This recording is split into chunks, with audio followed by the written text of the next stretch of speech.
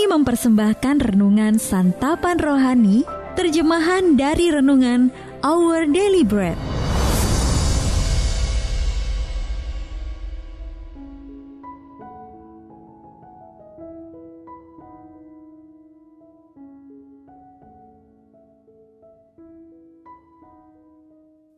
Sahabat ODB, pembacaan Alkitab hari ini terambil dari Kisah Para Rasul pasal yang pertama, ayat yang pertama sampai dengan ayat yang ke-8. Kisah Para Rasul pasal yang pertama, ayat yang pertama sampai dengan ayat yang ke-8. Roh Kudus dijanjikan.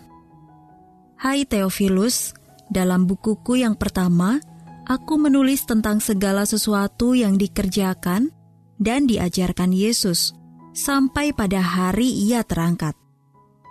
Sebelum itu, Ia telah memberi perintahnya oleh Roh Kudus kepada rasul-rasul yang dipilihnya.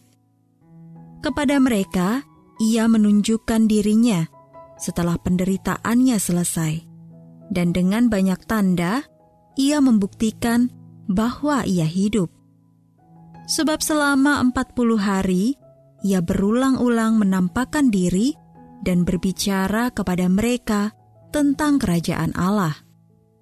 Pada suatu hari ketika Ia makan bersama-sama dengan mereka, Ia melarang mereka meninggalkan Yerusalem dan menyuruh mereka tinggal di situ menantikan janji Bapa, yang demikian katanya, "Telah kamu dengar daripadaku. Sebab Yohanes membaptis dengan air, tetapi tidak lama lagi kamu akan dibaptis dengan Roh Kudus."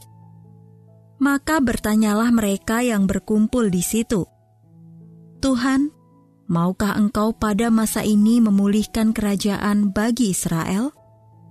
Jawabnya, "Engkau tidak perlu mengetahui masa dan waktu yang ditetapkan Bapa sendiri menurut kuasanya. Tetapi kamu akan menerima kuasa kalau Roh Kudus turun ke atas kamu, dan kamu akan menjadi saksiku di Yerusalem dan di seluruh Yudea dan Samaria dan sampai ke ujung bumi." Ayat mas renungan hari ini terambil dari Efesus pasal yang kelima, ayat yang ke-18. Janganlah kamu mabuk oleh anggur, karena anggur menimbulkan hawa nafsu. Tetapi hendaklah kamu penuh dengan Roh. Renungan hari ini berjudul Dipenuhi Roh, ditulis oleh Amy Bowser Pye.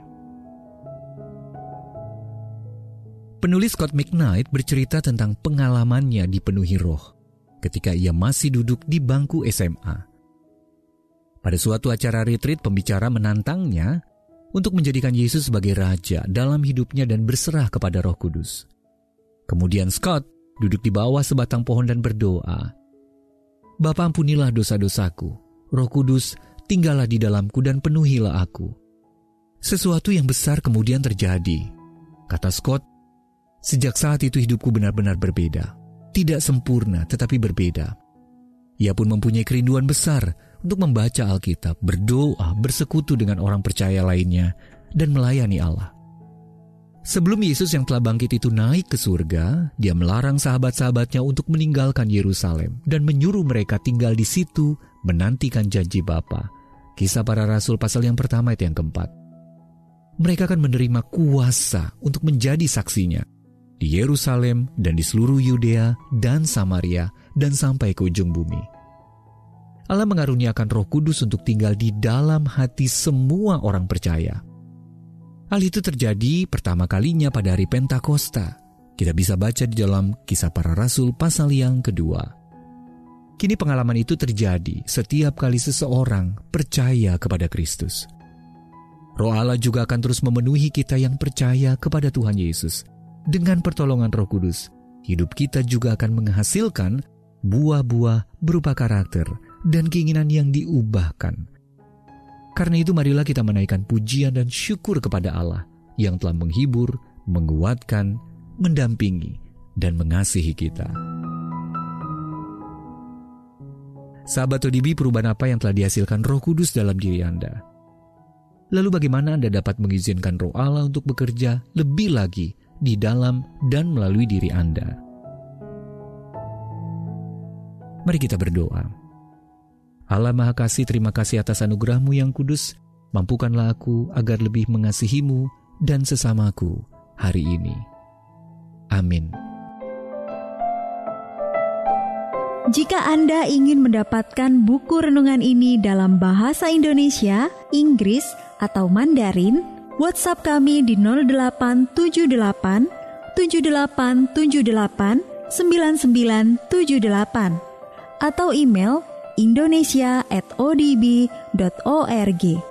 Persembahan kasih dari Anda memampukan Our Daily Bread Ministries menjangkau orang-orang agar diubahkan. Tuhan memberkati.